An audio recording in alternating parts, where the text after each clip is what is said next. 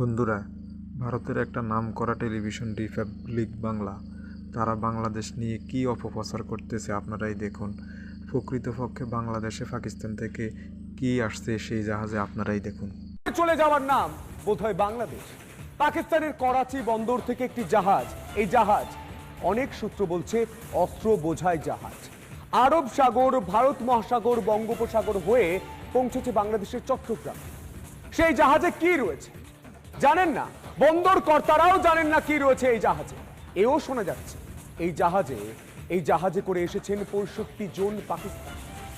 বাংলাদেশ যে দেশ ১৯৪৭-এ দেশ ভাগের সময় পাকিস্তানের অংশ থাকলেও পাকিস্তানের নাগপাশ থেকে মুক্তি পেতে ভারতের সহযোগিতায় মুক্তিযুদ্ধের মাধ্যমে স্বাধীনতা লাভ করে সেই দেশ গণতান্ত্রিকভাবে চলা একটা সরকারকে ফেলে পেশি শক্তির মাধ্যমে দেশ পরিচালনা করছে, যেখানে বিপ্লবের নামে মেট্রো স্টেশন ভাঙা হয় স্থাপত্য ভাস্কর্য, ঠিক যেরকম হয়েছিল সিরিয়া বা আফগানিস্তানে।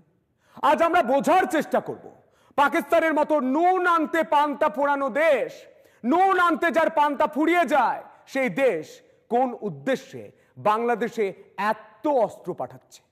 ১৯৭১-এ পাঠিয়েছিল এই ঠিক একইভাবে অস্ত্র, সেই অস্ত্র দিয়ে হত্যা করা হয়েছিল, হত্যা নয় গণহত্যা করা হয়েছিল ৩০ লক্ষ বাংলাদেশি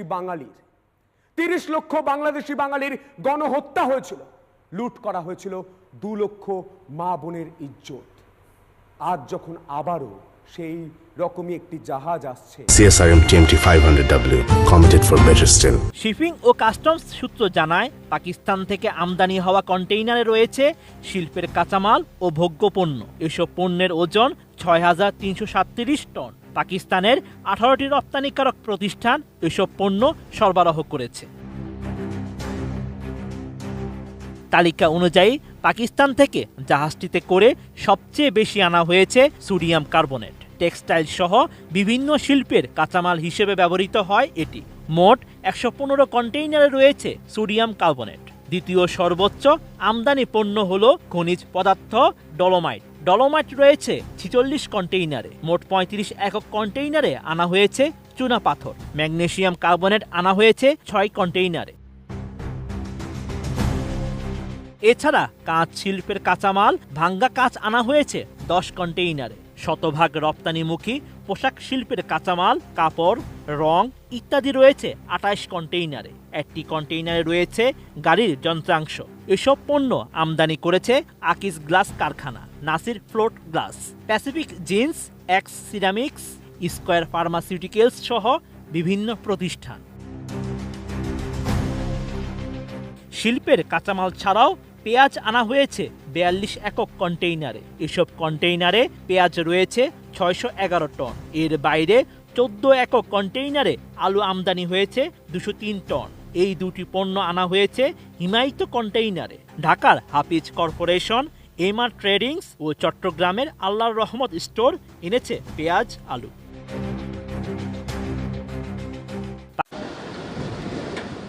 চট্টগ্রাম বন্দরের সঙ্গে পাকিস্তানের করাচি বন্দরের সরাসরি কন্টেনার জাহাজ যোগাযোগ চালু হয়েছে। নতুন এই পরিবহন সেবার মাধ্যমে প্রথমবার করাচি থেকে সরাসরি কন্টেনারে পণ্য এনে চট্টগ্রাম বন্দরে খালাস করা হয়েছে। প্রথমবারের মতো এ সেবায় এমভি ইউয়ানজিয়াং ফাজং নামের জাহাজে করে পাকিস্তান থেকে পণ্য আনা হয়। চট্টগ্রাম বন্দরের তথ্য অনুযায়ী মঙ্গলবার চট্টগ্রাম বন্দর ছেড়ে যাওয়ার আগে জাহাজটি থেকে ৩৭০টি একক কন্টেনার নামানো হয়েছে। শিপিং ও কাস্টমসের সূত্রে জানা গেছে, পাকিস্তান থেকে আমদানি হওয়া কন্টেনারে রয়েছে শিল্পের কাঁচামাল ও ভোগ্যপণ্য। এসব পণ্যের ওজন ৬,৩৩৭ টন। পাকিস্তানের ১৮টি রপ্তানিকারক প্রতিষ্ঠান এসব পণ্য সরবরাহ করেছে। তালিকা অনুযায়ী সবচেয়ে বেশি আনা হয়েছে টেক্সটাইল সহ বিভিন্ন শিল্পে ব্যবহৃত সোডিয়াম কার্বনেট। এছাড়া খনিজ পদার্থ ডলোমাইট, চুনা পাথর এবং ম্যাগনেসিয়াম কার্বনেটও আমদানি করা হয়েছে।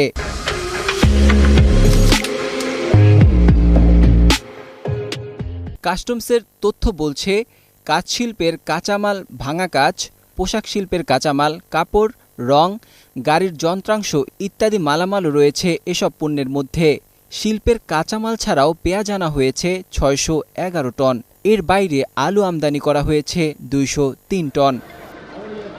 পাকিস্তান থেকে পণ্য আমদানিকারক খাতুনগঞ্জের ফারুক ট্রেড ইন্টারন্যাশনালের কর্ণধার ফারুক আহমেদ গণমাধ্যমকে বলেন, এর আগে করাচি থেকে পণ্য প্রথমে শ্রীলঙ্কা, মালয়েশিয়া কিংবা সিঙ্গাপুর বন্দরে আনা হতো। এরপর ফিরার জাহাজে চট্টগ্রামে পাঠানো হতো। তবে সরাসরি এ সেবা চালু করার ফলে সময় এবং খরচ দুটোই কমবে। Desk report, 21 television.